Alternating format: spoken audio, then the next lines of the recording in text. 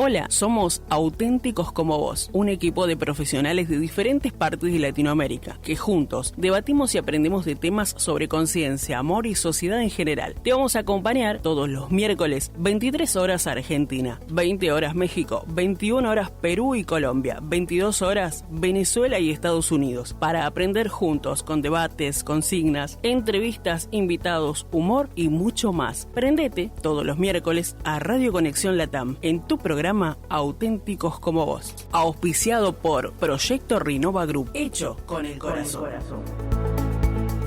Hola, ¿qué tal? Muy buenas tardes o noches, dependiendo de la parte del mundo donde nos escuchen el día de hoy. Bienvenidos a este programa Auténticos como Vos, una vez más, con un tema súper interesante para todos los padres, madres y para los adolescentes el día de hoy. Estoy encantado de estar acompañado el día de hoy de Will, Alejandro, Juliana e Isa, con un tema buenísimo que es el impacto de las pantallas en el desarrollo. Vamos a estar hablando el día de hoy sobre qué pasa con todo esto que están viviendo nuestros niños y nuestros adolescentes frente a un dispositivo en términos de su desarrollo físico, cognitivo, social y psicológico. Bienvenidos al programa, muy buena tarde. Juliana, ¿cómo estás el día de hoy? Hola Fer, bueno, bienvenidos y bienvenidas a todos y todas quienes nos escuchan. Un placer compartir con ustedes nuevamente. Y yo, por suerte, muy bien. ¿Vos, Fer, cómo estás? Yo maravilloso, feliz de escuchar esto porque algunos de ustedes saben que yo tengo un niño de 9 y uno de 7 años, entonces es un tema súper interesante de entender otras perspectivas. Entonces muy contento el día de hoy, gracias por preguntar, Juliana. Isa, ¿cómo estás el día de hoy? Isa Cabello. Hola Fernando, ¿cómo estás? Súper bien, un saludo para todos chicos, para Alejandro, para Juliana, para Will. Contenta y sí, concuerdo totalmente contigo, Fer, es un súper programa. Creo que muchos de los que nos escuchan, de nuestra audiencia, la mayoría son papás y obviamente que estos temas inquietan a más de uno.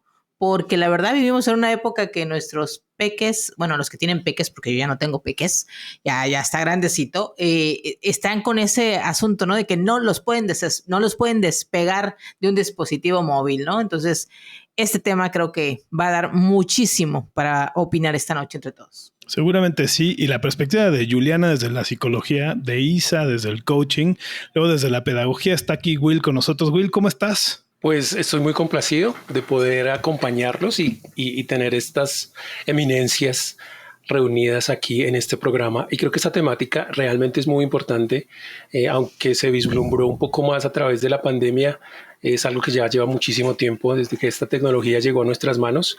Ha influido y algunas personas pues no han sabido manejarla de la mejor manera en sus familias y ha tenido un impacto no tan positivo. Entonces creo que podemos dar una luz, una manera de que ellos puedan corregir ese rumbo y hacer cambios positivos para sus familias, para sus hijos y para ellos mismos también, claro. Muchas gracias, Willy, bienvenido. Y bueno, desde la perspectiva más científica y desde las neurociencias está aquí con nosotros una vez más Alejandro. ¿Qué tal, Alejandro? ¿Cómo estás el día de hoy? ¿Cómo llegas a este programa? Fer, ¿cómo estás? ¿Cómo están todos? Bueno, muy contento por el tema, porque me parece que es un tema relevante, el tema de las pantallas y de los celulares y el impacto que tiene en la comunicación, en el desarrollo de los chicos y de los adolescentes. Y me parece que es un tema que la gente lo pide mucho, ¿no? En todos lados, y que hay muchas dudas. Y ojalá entre todos que estamos, creo, consolidando más un equipo, creo que podemos algunos tips darles. Y me parece que eso está bueno, ¿no? Sí, claro, buenísimo. Pues espero que sea muy útil y productivo para todos nuestros escuchas. Yo estoy seguro que va a haber cosas muy, muy, muy interesantes. Y creo que sería bueno empezar contigo, Alejandro, de esta conversación que estamos teniendo al principio, sobre primero cómo queremos dividir las etapas de desarrollo en estas 3 etapas primarias. Si nos platicas un poquito de eso y tu primer perspectiva sobre la primera de ellas, por favor. A mí me encantaría poder explicarle, contarle a la gente.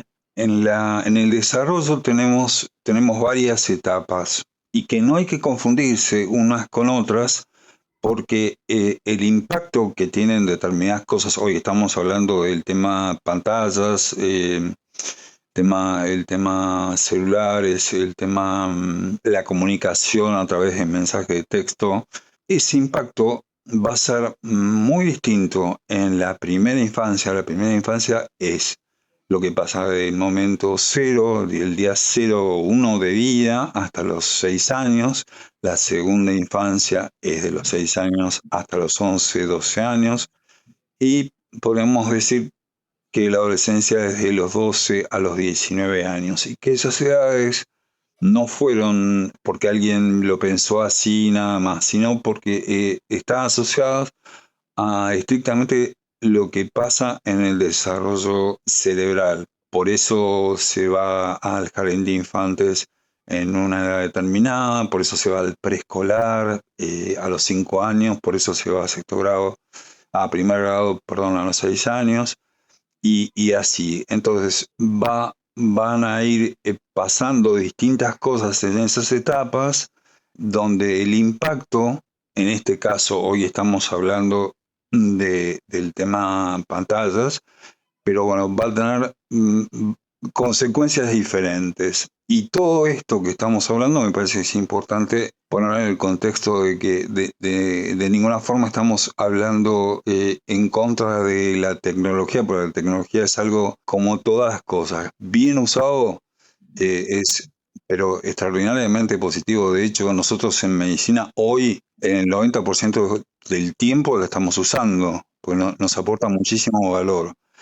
Ahora, una cosa es a nosotros, adultos, y otra cosa es en un niño o una niña chiquito o después adolescente, el impacto que va a tener en el desarrollo de las habilidades sociales en lo que respecta a adolescentes y el impacto que va a tener en el desarrollo fundamentalmente el cognitivo en la primera infancia, y esto que ya se veía venir, pero bueno, como de alguna forma durante la pandemia y la cuarentena se incrementó.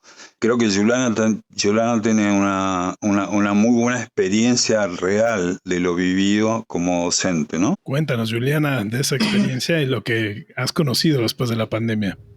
Bien, bueno, yo durante un tiempo he trabajado en apoyo a la integración escolar en jardín de infantes, y lo que pudimos observar con otras docentes y compartiendo con otros terapeutas es que durante la pandemia se generó un abuso del uso de las pantallas en niños, y la consecuencia que pudimos observar en esto es un retraso en el desarrollo del lenguaje en gran cantidad de niños.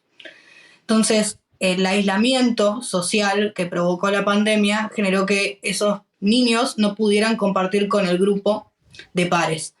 Y lo que pudimos visualizar es que los padres, al no tener herramientas o al tener que seguir trabajando, facilitaron que los niños utilizaran por demás las pantallas, mirando videos en YouTube o jugando jueguitos, y eso provocó que no tengan conversación. Observamos, hoy en día todavía estamos pagando las consecuencias de niños que todavía no tienen el desarrollo esperable del lenguaje para su edad. Y esto genera a lo largo del ciclo estudiantil, ¿no?, de la escuela esperable, problemáticas que se van incrementando. ¿Por qué? La educación está pensada en forma acumulativa, digamos, progresiva. Entonces, si el niño durante la primera etapa de educación, que es el jardín de infantes y el preescolar, no desarrolla el lenguaje apropiadamente, ese retraso lo que va a provocar son problemas a lo largo del proceso, porque va a llegar a primer grado, donde se empieza a comenzar la alfabetización, y va a encontrarse con mayores dificultades. Entonces, bueno, hoy se está trabajando en las escuelas para promover el desarrollo del lenguaje, y hay muchos niños y de hecho mucha demanda en lo que es el área de fonoaudiología, que es la especialidad que se dedica a trabajar con las problemáticas del lenguaje.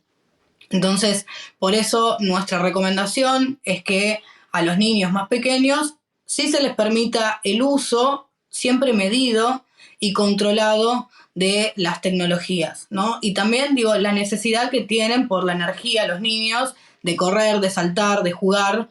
Entonces, el hecho de provocar sedentarismo en los niños también va a tener consecuencias físicas, aparte del desarrollo cognitivo, va a tener dificultades socioemocionales y va a tener dificultades psicológicas, ¿no? Vemos que esto que parece poquito, después genera impacto en el desarrollo en todas las áreas de ese niño. Súper interesante. Y me nace esta pregunta como decir, bueno, ¿qué tanto es tantito o cuándo es mucho? ¿No? Entonces me gustaría saber, Isa, ¿cuál es tu perspectiva de cuáles son los límites? ¿Cómo saber si, que esto a lo mejor se lo están preguntando muchas personas que nos escuchan, ¿cómo sé si mi hijo está o mi hija está pasando mucho tiempo viendo una pantalla? Bueno, pues escuchando la opinión que ha dado Alejandra y Juliana, yo concuerdo con ellos y contigo que mencionaste al inicio del programa, de que la tecnología, bueno, pues no se detiene, que es algo con lo cual vivimos hoy en día, que inclusive nosotros los adultos nos hemos tenido que adaptar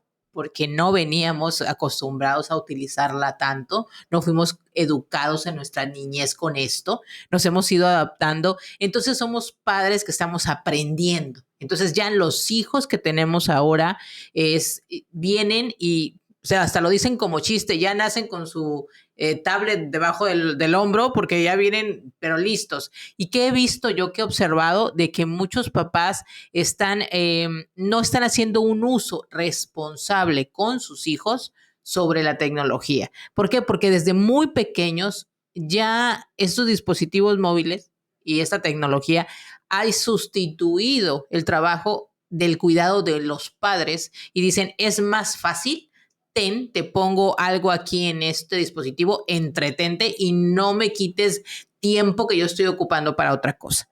Entonces, la pregunta aquí es, ¿qué pasa cuando el uso de la tecnología no es responsable y está poniendo en riesgo la salud inclusive de estos hijos, de estos niños? Porque realmente hay enfermedades tecnológicas y la realidad es que ahí están. Hoy en día han saltado muchísimo, que nos damos cuenta de que el exceso, y aquí voy a contestar lo que tú preguntabas, el exceso de estar tanto tiempo en de estos dispositivos ha hecho que la salud física de niños y de adolescentes pues empiece a preocupar. ¿Qué tanto es el uso que tú puedes hacer? Bueno, yo creo que cada padre conoce a sus hijos y sabe en qué momento, es decir, ya, o sea, ya fue suficiente.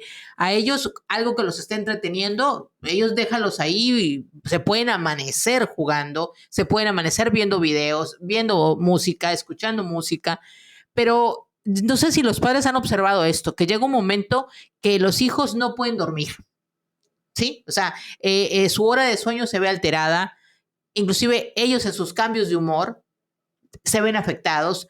Yo creo que si eres un padre observador, esto ya te está dando una indicación de que es hora de parar con el uso de la tecnología. ¿Cuánto tiempo pasa mi hijo ahí? A veces hay papás que te dicen, está toda la tarde con la computadora o toda la tarde en el videojuego o todo el día en el teléfono, no lo hago que salga ni siquiera a la calle, no quiere ir a un parque. Eso ya nos está indicando que eso es demasiado exceso.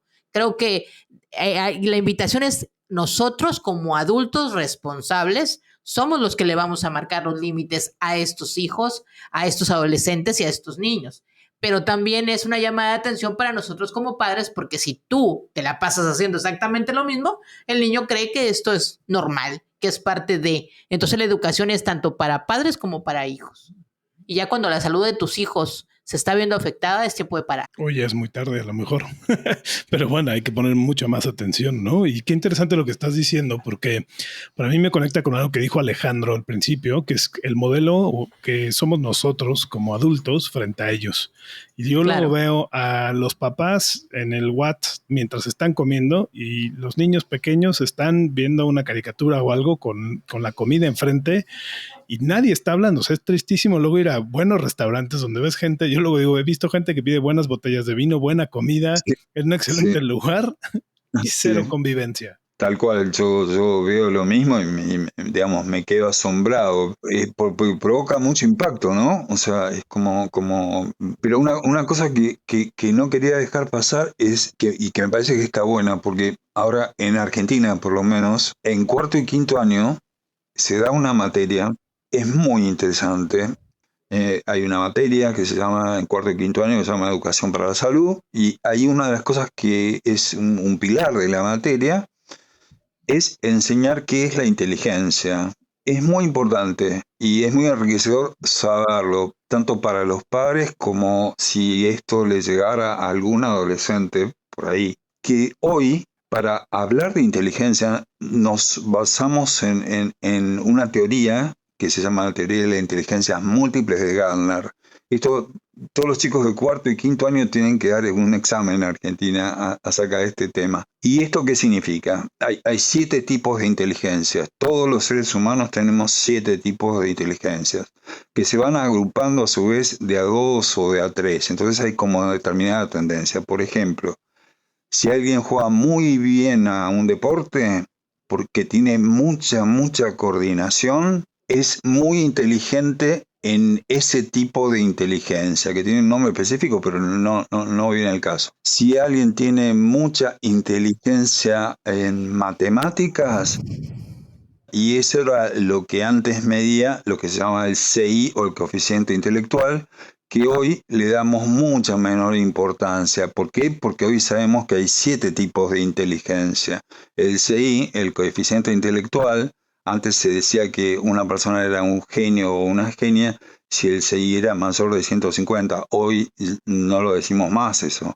O con respecto, para unirlo con esto, hay 2 tipos de inteligencia en la cual Juliana me puede corregir y puede aportar, que es la inteligencia intrapersonal, que es la capacidad que tiene una persona de verse a sí mismo, o sea, de introspección, o en medicina se llama insight, y hay un tipo de inteligencia que dentro de ese grupo de 7, ¿no? Dentro de esa teoría de las inteligencias múltiples, que es lo que se llama la inteligencia interpersonal, sobre la cual se desarrolla el concepto de la empatía. Hay personas que tienen muy desarrollada la inteligencia interpersonal. ¿Y eso qué significa?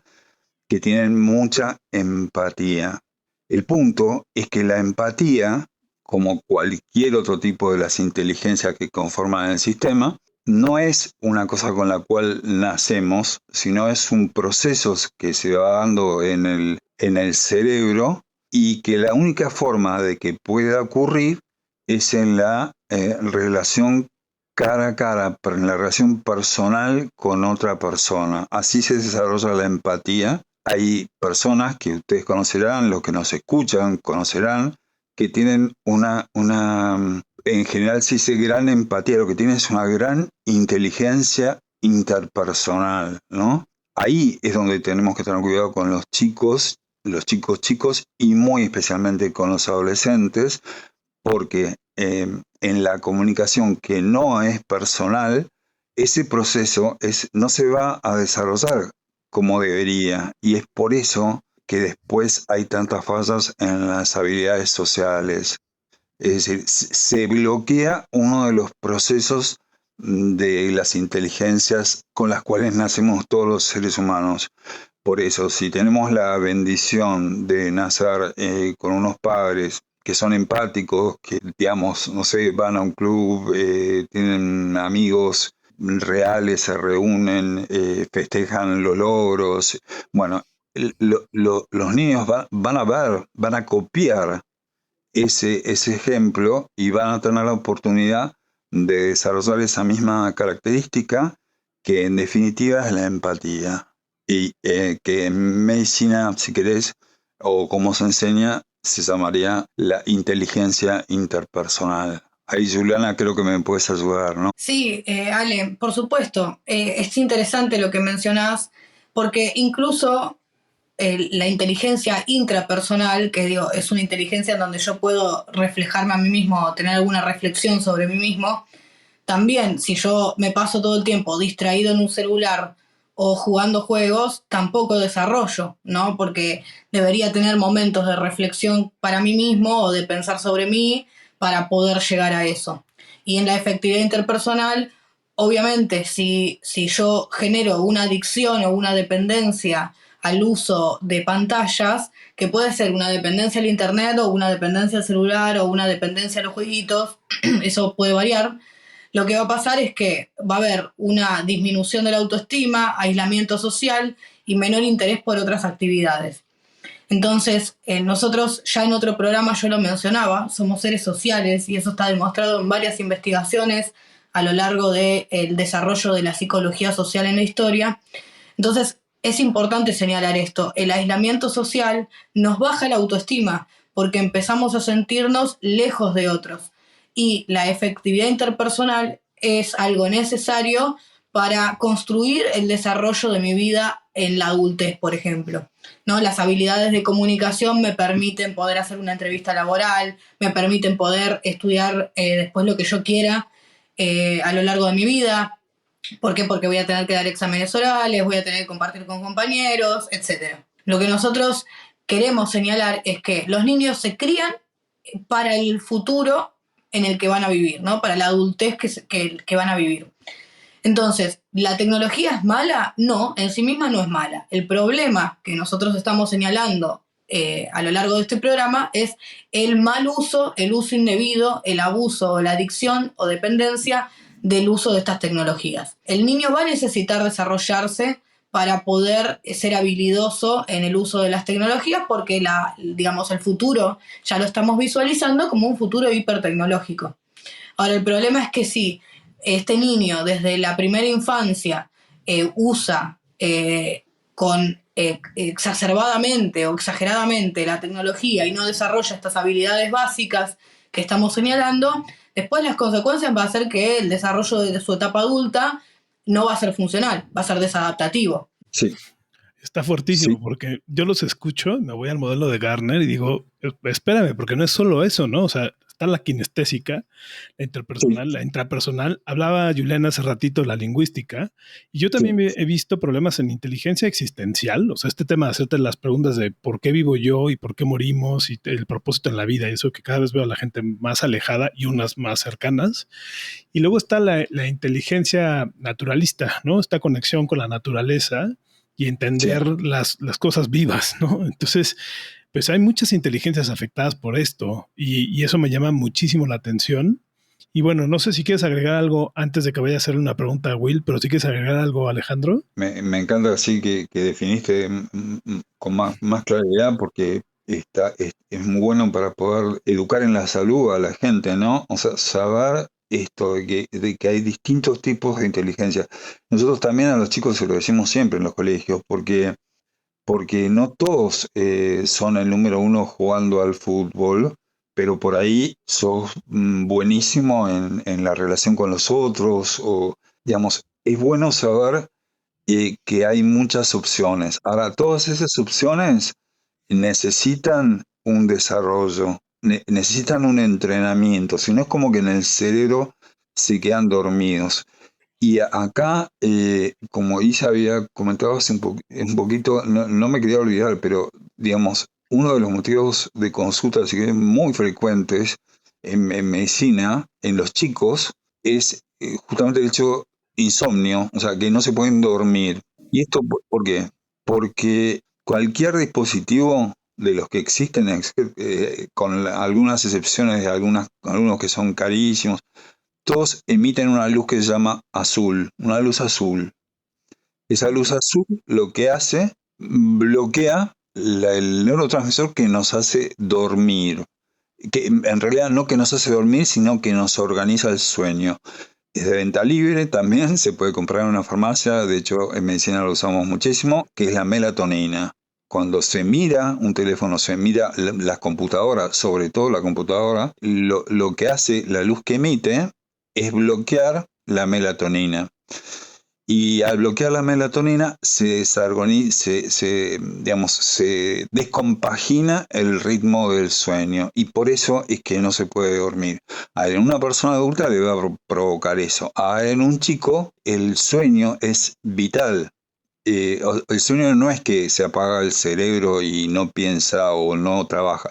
No, trabaja mucho más que cuando está despierto el cerebro durante el sueño. Y lo otro, que Juliana seguramente vos lo debes ver, yendo más hacia la adolescencia, el tema de las redes sociales, ¿no?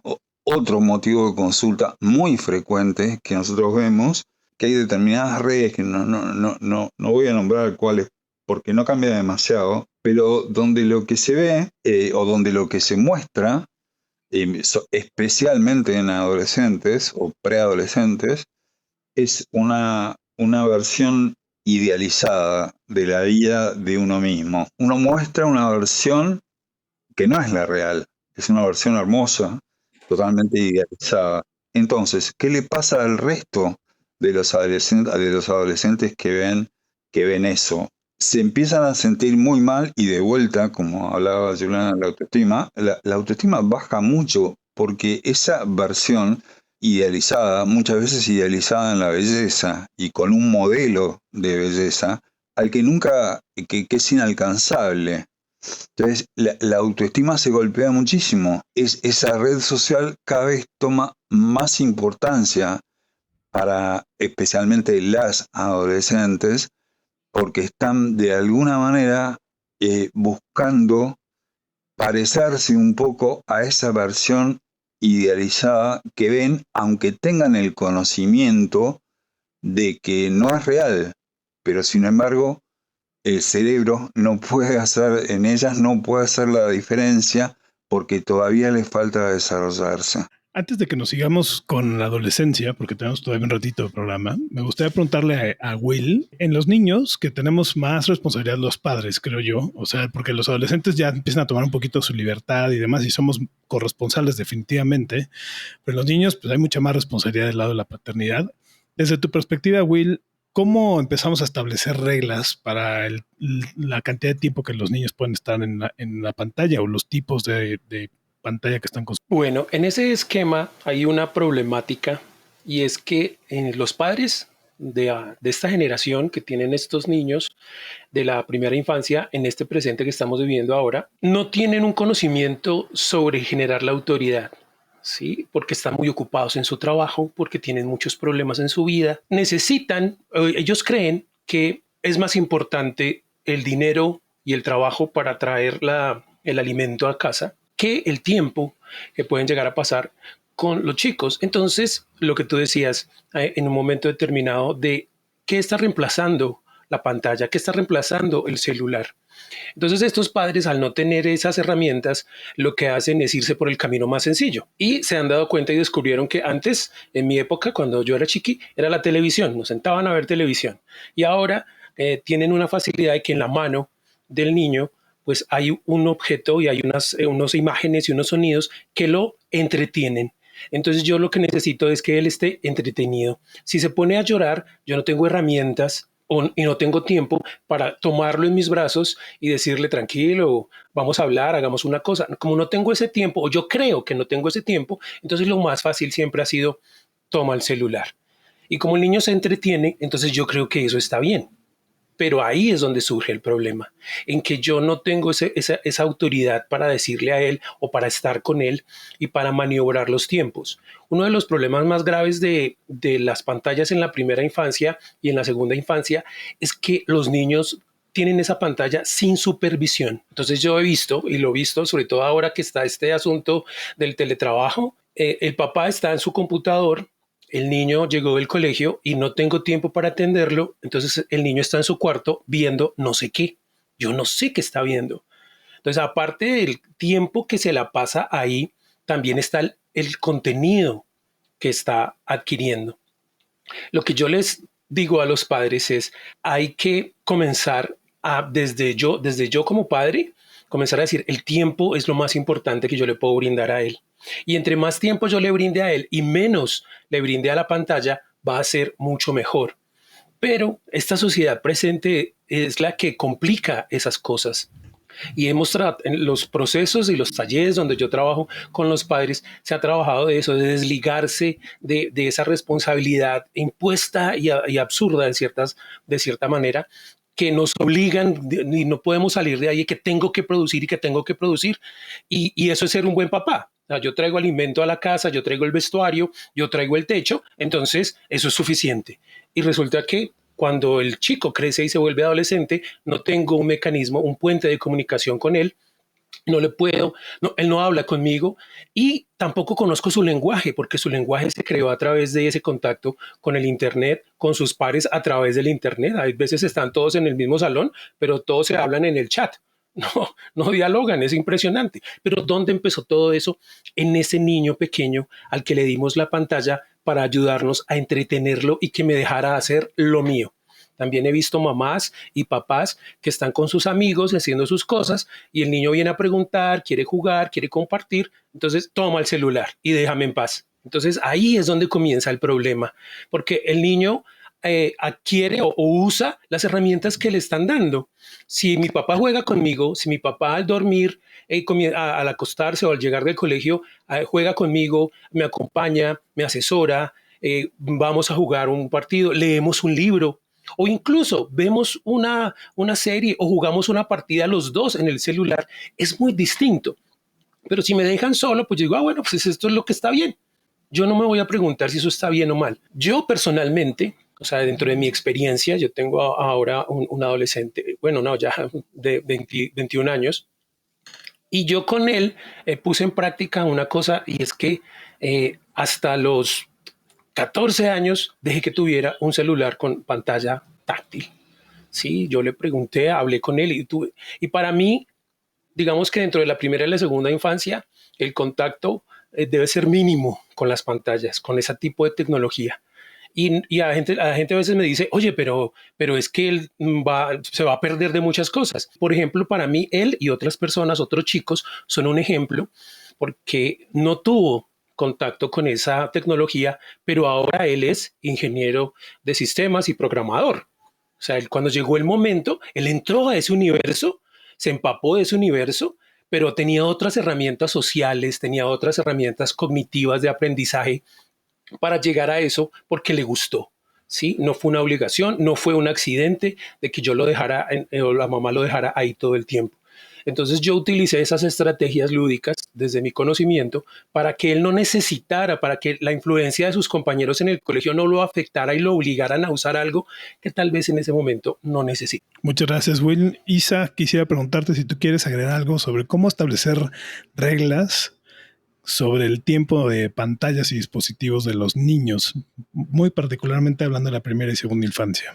Pues mira, estaba escuchando atentamente todo lo que Will estaba compartiendo ahora y yo me iría directamente como coach, ya sabes, nos encanta hacer preguntas y las preguntas serían directamente, pues obviamente para los padres y que me encantaría que buscaran una respuesta, que ellos mismos interiorizaran y dirían, a ver, ¿cómo ando yo? Y yo le preguntaría que como padre, ¿estás dispuesto a poner el ejemplo a tus hijos en cuanto al uso de la tecnología consciente? O sea, porque queremos que los niños sean conscientes, pero ¿cómo si tú como adulto no lo eres? O sea, para empezar es requerir y preguntarte, yo como padre, porque estás escuchando este programa, porque te gusta lo que se está hablando y no cometamos el error de ir directamente con el niño y decirle, escuché un programa que dice que esto, y le quieres aplicar al niño lo que acabas de escuchar aquí. No, es aplícatelo primero a ti. Por eso la pregunta es, ¿estás dispuesto como padre a poner a tus hijos el ejemplo del uso de la tecnología consciente? Porque los hijos al final del día aprenden con el ejemplo que uno les da. Otra cosa que también es preguntar, ¿estoy dispuesto a que ahora sea yo quien cuide de mis hijos y no lo haga la pantalla? Porque algo que mencionaba Will, o sea, la fácil es no me molestes más porque yo estoy haciendo otras cosas que considero más importantes que en este momento hablar contigo o escucharte. Y me quedo con otra cosa, los niños aprendieron o tienen estos excesos con las pantallas o cualquier dispositivo gracias a lo que tú le proporcionaste. El niño no fue a comprar el celular, no fue a comprarse la pantalla. Tú se la has puesto ahí en casa a la mano para que la use y te sustituya a ti como padre.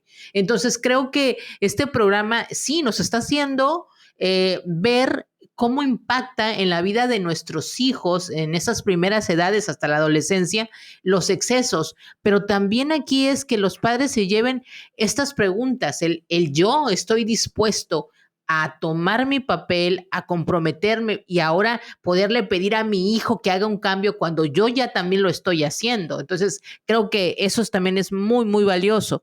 Entonces, creo que me quedo con la palabra de el uso de la tecnología consciente.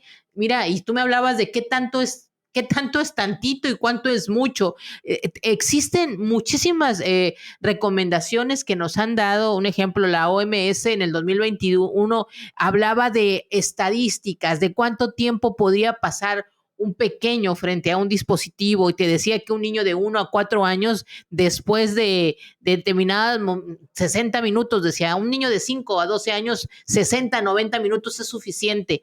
La verdad, yo vuelvo a hacer la pregunta, padres, primeramente, ¿estamos informados de estas estadísticas, de lo que nos están diciendo los expertos? Punto 1. 2, ¿las estamos poniendo en práctica? O sea, ¿realmente estamos con el tiempo medido para nuestros hijos? O decimos, no, ya el niño está calladito, no me está dando lata, hay que se quede toda la noche, le pongo otra peli y otra y otra y otra.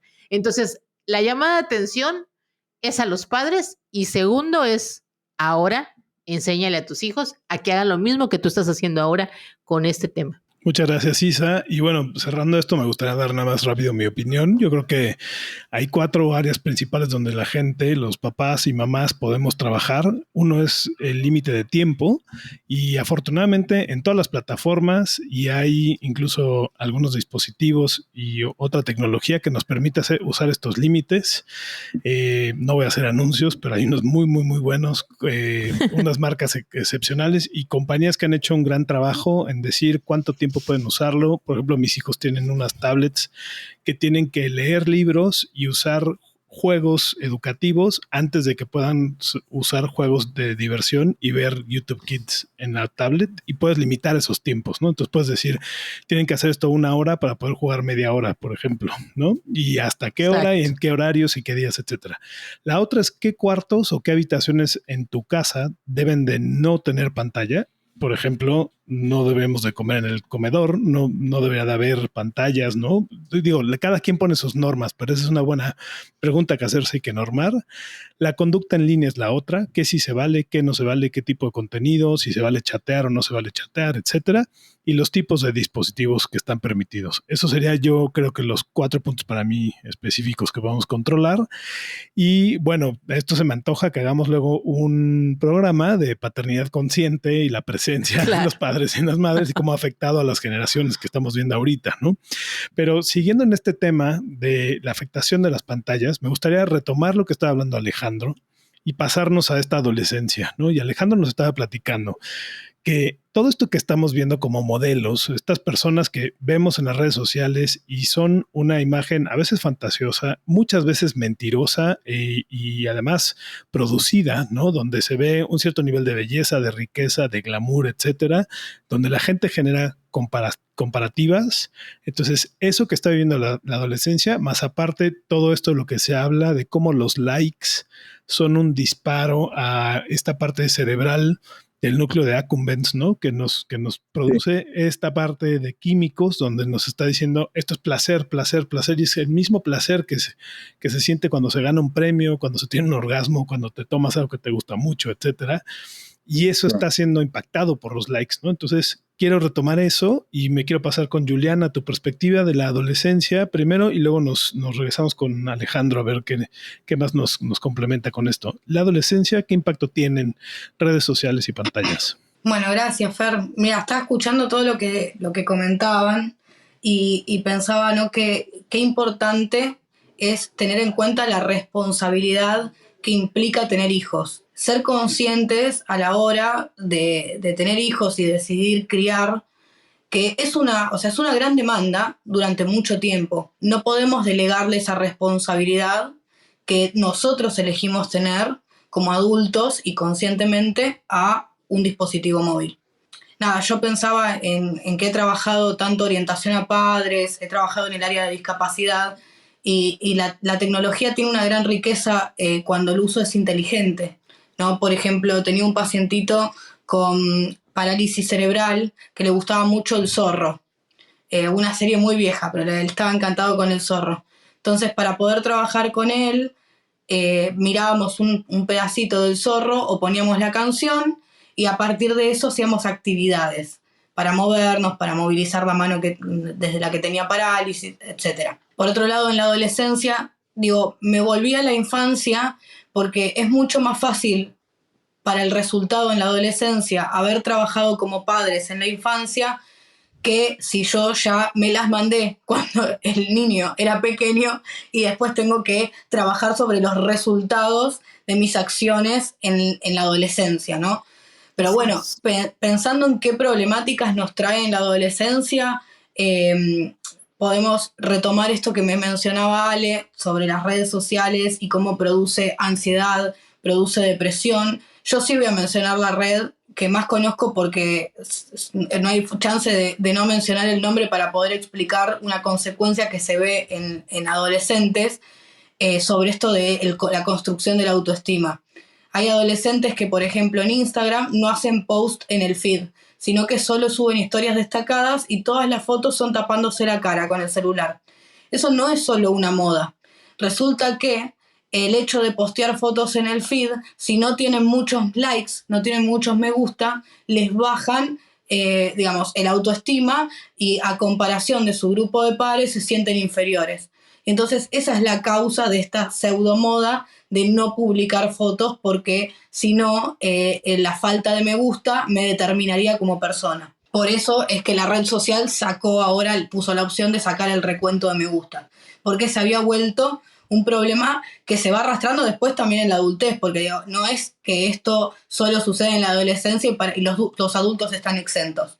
También me sucede con muchos pacientes adultos que vienen con grandes crisis de ansiedad que me dicen, porque ellos sí pueden hacer cierta reflexión que los adolescentes tal vez no, y mira, Juliana, yo me empecé a sentir muy mal y me di cuenta que era porque estaba buscando o estaba viendo cosas en esta red social todo el tiempo y la cerré. Y muchos la cierran por voluntad propia.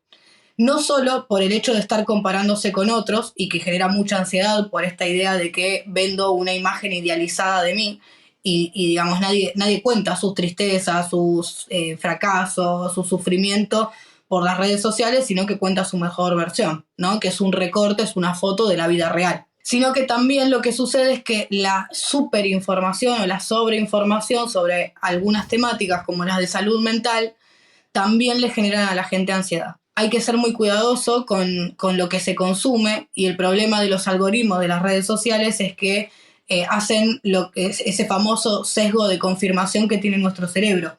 Nuestro cerebro opera al contrario de la ciencia. Todo el tiempo está buscando confirmar lo que ya pensamos. Y la red social se alimenta de eso. Si yo, por ejemplo, me pienso que tengo depresión y le doy like a algo de depresión, entonces todo el día voy a estar viendo eso. Y eso termina siendo más angustioso para la persona. Y una cosa que quería señalar era algunos trastornos nuevos que se desarrollaron a partir del uso de algunas redes sociales. Esto lo voy a citar de un paper de un congreso de psicología que se dio en la Universidad de Buenos Aires. El nombre del paper es Trastornos psicológicos vinculados al uso de WhatsApp. Las autoras son Jiménez Maricel y Sir Poli Rocío, y nos mencionan en su investigación sobre 4 tipos de trastornos nuevos vinculados al uso de esta red en específico. El primero es el síndrome del doble check, que generaría una ansiedad al ver que el destinatario del mensaje no nos responde, que eso lo vemos muy comúnmente, de hecho a veces es tema de la sesión de terapia. El síndrome de la llamada imaginaria, que a mí me ha pasado también, ¿no? El de escuchar el sonido de una alerta, de una llamada o de un mensaje, cuando en realidad no no existe, no pasó. Después está la nomofobia, que es una angustia por no tener acceso al celular, y eso tiene diferentes grados. Y después, bueno, la dependencia de Internet. Tenemos que ser conscientes que así como la tecnología puede generarnos un montón de riquezas como desarrollo de la humanidad, también nos genera nuevos trastornos y consecuencias. Ni hablar de los trastornos físicos. Hay chicos que por estar jugando tanto a los jueguitos, a los e-games, se les hundió parte del cráneo. Tienen la joroba del cuello sumamente pronunciada por estar todo el tiempo doblados en una mala postura, por estar jugando todo el día. Entonces, las consecuencias que estamos viendo son incluso de cambios físicos. Y me estoy riendo porque Fer ya se está sentando derecho porque ya lo está sintiendo. Pero digo, veamos que esto afecta a todo el cuerpo. No es solo el desarrollo cognitivo, o solo la parte emocional, no. Es todo cómo se ve afectado. Entonces, como adultos responsables, tampoco podemos decir, como es adolescente y ya tomó cierta independencia, me voy a lavar las manos. Si vemos que nuestro hijo, adolescente, aún menor de edad, todavía es nuestra responsabilidad, está teniendo estas problemáticas, lo ideal es acudir a una consulta en salud mental si realmente nosotros no estamos encontrando las herramientas para solucionarlo. Y esto vale para todo tipo de trastorno. Entre más temprano podamos intervenir, mayor probabilidad de éxito hay. Yo sé que es muy difícil porque trato también de entender a los padres. Vivimos en una sociedad que nos exige todo el tiempo, cada vez más trabajar. Y bueno, yo particularmente vivo en Argentina, que la situación económica no es muy buena. Entonces, también comprendo que hay cierta necesidad de los padres de trabajar en exceso y no tener los recursos para poder abocarse a los hijos. Pero bueno, es de vuelta la responsabilidad que nosotros conscientemente elegimos tener, y es una gran parte importante del desarrollo de nuestros hijos desde que nacen hasta que mueren, compartir con ellos y compartir tiempo de calidad. No sentarme al lado y yo usar el celular y que él haga lo que Dios quiera. No funciona así. Los recursos para poder trabajar sobre esto es poner límites. Se puede trabajar en un proceso de orientación a padres, el trabajo de cómo hacer para poner límites, utilizar ciertas herramientas de premio para poder trabajar cómo se va a ir quitando el celular y se va a ir permitiendo utilizarlo en función de lo que nuestro hijo haga cumpliendo ciertas tareas. También no fomentar esto del sedentarismo en los niños. Ahí pueden buscarlo en Google, a quienes nos estén escuchando. Hay lindos cartelitos en donde nos explayan desde que los niños son pequeños hasta la adolescencia qué actividades colaborativas de la casa pueden realizar, para qué están listos. Entonces, también es importante durante la crianza enseñarle herramientas a nuestros hijos para que en el futuro sean adultos funcionales. Busquemos ese cuadrito, veamos cuáles son las actividades que podemos ir encargándoles en su desarrollo en casa para poder aportar a la familia, y a partir de eso limitamos un poco el uso de estas nuevas tecnologías. Muchas gracias. Me gustaría ver, Alejandro, qué nos cuenta, o sea, desde el lado más cerebral, fisiológico, desde las neurociencias, ¿qué pasa en el adolescente con el uso de las redes sociales? Yo agregaría a eso, no poner todo el peso sobre los padres, sino, para mí, el colegio es un lugar sagrado. O sea, si un colegio es, quizá soy autorreferencial en esto, ¿no? O sea, la escuela, el colegio, a mí me marcó. Yo estudié medicina gracias al colegio. El peso que tiene la escuela en los chicos es enorme. Agregaría algo a lo que vos dijiste, Fer, respecto a tu chico. Sé que tenés 2 hijos, pero al más chiquito, y esa cuestión del movimiento. Yo ahora estoy viniendo de una escuela, de un lugar que se llama Chivilcoy. Estuvimos en unos colegios y qué sé yo, lejísimo de lo que pasa en Buenos Aires. Vos ves a todos los chicos, y ahora que estos 3-4 días hacía calor, todos los chicos estaban jugando a la pelota en la calle, todos andando en bicicleta, 7-8 años. Visto desde el punto de vista médico, un chico pequeño, piénsenlo así, se mueve mucho, salta, corre. No es solo porque es inquieto, es porque está desarrollando el lugar en el cerebro donde se coordinan los movimientos, pero totalmente necesario para el desarrollo que el chico pequeño esté saltando, esté corriendo y esté jugando, y si es en contacto con la naturaleza, eso se potencia muchísimo más, pero es fundamental para el desarrollo. Sería muy preocupante que eso no pasara. Sería muy preocupante que no esté jugando y saltando todo el tiempo, porque está desarrollando una parte del cerebro que es el cerebelo, que coordina todos los movimientos de nosotros. Y les propongo, después de escuchar tantas cosas muy buenas, me parece un tema, una palabra que no nombramos, y que es, yo diría, el segundo o tercer motivo de consulta de adolescentes acá en Cava, en Buenos Aires, de adolescentes al promedio 15 años, respecto a todo lo que estamos hablando de pantallas, redes, ideales de belleza, todas esas cuestiones. ¿Saben cuál es? ¿saben por qué consultan las chicas a un consultorio médico? ¿Saben por qué? Por bullying a través de Internet. Ese es el segundo o tercer motivo de consulta más frecuente, bullying a través de Internet. Entonces, fíjense, o sea, el peso que esto tiene. ¿Y por qué consultan? Bueno, a ver, ¿qué hago? ¿Me cambio de colegio? ¿Sigo en el mismo, pero todos los días voy mal? Bueno, y muchas veces hasta hay que darle determinadas medicaciones para que bajen la ansiedad. Y todo esto es por algo que pasa a través de Internet. Me parece que es un tema muy profundo, muy bueno y muy importante por lo frecuente que es, como para hablarlo en algún otro programa. Claro, muchas gracias, Alejandro. Yo también creo que hay muchos riesgos adicionales a lo que sea de desarrollo individual, como estos comportamientos de riesgo. No sé si se acuerdan de esta cosa que se estaban cortando una ballena. Había un tema donde se hacían cortes en el cuerpo y ha habido muchos comportamientos. Me acuerdo de unas películas que se acostaban en la carretera y lo empezaron a hacer los chavos para mostrar qué hombres son y atropellaron a varios, etcétera. Todo este tema de sexting, la privacidad, ¿no? Que se llevan las fotografías, imágenes, comportamientos de la gente, los depredadores, etcétera, ¿no? Hay muchos temas que hay que considerar como riesgo de no supervisar lo que está pasando en los dispositivos con los adolescentes y con los niños. Will, platícanos un poquito, danos tus pensamientos de cierre del programa, por favor. Bueno, ya para los adultos, los padres que nos escuchan, uno de los asuntos que se desarrolla en la adolescencia, cuando los padres ya llegan con esos chicos adolescentes que no supieron generar esa autoridad cuando eran niños, es la falta de comunicación. Y lo he visto en muchos casos, en demasiados más de los que quisiera, de que cuando quieren hablar o cuando quieren comunicarse con ellos, no saben cómo se hace, no logran entablar una comunicación. El chico está ensimismado 100%, cuando no está apegado al computador jugando, está pegado al celular chateando o jugando. Y eso ha afectado mucho a estos núcleos familiares.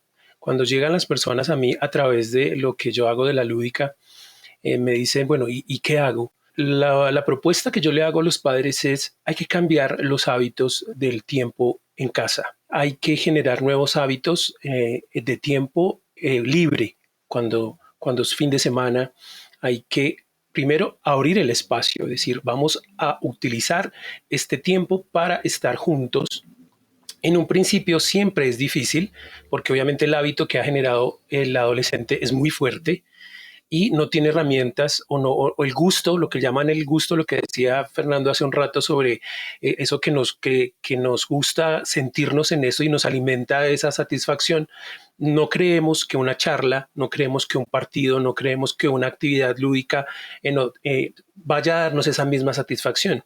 Entonces el padre tiene que ser un poco más creativo, los papás dialogar en ese sentido, lo que decía Isa en un principio, comenzar yo como adulto a qué hago en el tiempo libre, dejar el celular, que haya épocas y espacios en el día donde llegamos a casa y guardamos los celulares, primero para diagnosticar eso que decían hace un rato, que estamos atados a él y el adulto se va a dar cuenta de decir, yo también quiero estar pendiente de si me mandaron un mensaje, de una cosa y la otra, y darnos cuenta de que la mayoría de eso no es tan necesario. Entonces, con el ejemplo, apartarnos del móvil y buscar cosas que le gusten a todos, crear espacios de juego, crear espacios de charla, crear una cosa que se perdió y que a mí siempre me gustó cuando estaba con mi familia, era la cena. Dialoguemos en la cena. Vamos a comer y vamos a preguntar y vamos a hablar cómo nos fue, pero no solo a responder cómo te fue, bien, gracias, sino ven, hablemos, cuéntame cómo te sientes, cómo estás y hagamos una actividad. Desarrollemos una actividad de juego, de diálogo, de entretenimiento juntos. Eso de manera repetida en la semana varias veces, si se puede todos los días por lo menos media hora, es fabuloso porque el joven comienza a valorar esos espacios y esos espacios comienzan a darle satisfacción y comienza a comprender que ya no necesita el móvil todo el tiempo y que esas personas que están con él lo pueden ayudar y le pueden generar satisfacción, le pueden generar confianza para que él, cuando tenga un inconveniente que no pueda manejar, tenga un lugar al cual llegar, tenga un lugar al cual decir, aquí me están cuidando y puedo confiar en estas personas. Gracias, Will. Juliana, un minutito para cerrar. yo solo hago esta recomendación, estar atentos a los tiempos, a buscar otras actividades, como decía Will, que apunten a utilizar otras herramientas diferentes, a no estar tan pegados a los dispositivos móviles o a los dispositivos electrónicos en general. Y otra cosa que me quedó en el tintero, señalarles, que lo hemos estado mencionando durante el programa, lo de la conversación durante la comida no es solo por las habilidades que va a generar o el vínculo o el encuentro que va a generar, sino que a nivel cerebral es necesario estar prestando atención a lo que estoy comiendo, porque si no eso hace que genere una tendencia a la obesidad, porque no se activa en nuestro organismo ese regulador que nos marca que ya estamos llenos, ¿no? Entonces, sí recomiendo que cuando vayan a comer, tanto adultos como niños y adolescentes, en todas las edades, estén prestando atención a lo que están comiendo. Eso como cierre o detalle final. Y por supuesto, agradecerles a todos y a todas por seguir acompañándonos todos los miércoles. También nos pueden escuchar en YouTube y en nuestro podcast. Gracias, Juliana. Comentario final, Isa. Ya estamos cerrando el programa. No, lo que quería decir es que padres también tengamos cuidado, seamos observadores con los maestros que están educando a nuestros hijos en la escuela, ¿sí? Porque a veces también no todos los profesores, no todos los docentes están listos también para este tema, porque inclusive ellos mismos ponen algunas actividades que decimos, no quiero que los hijos estén tanto pegados al celular, y ellos vienen a decir, ¿no han visto esto que está ahorita de moda? Y en las clases extracurriculares los ponen, ¿no? Entonces también hay que checar ese tema.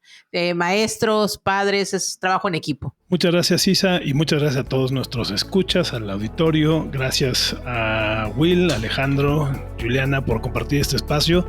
Nos escuchamos aquí el próximo miércoles. Esperemos que les haya sido muy útil este programa y aquí los dejamos. Que tengan muy buena tarde o noche de donde sea que nos escuchen.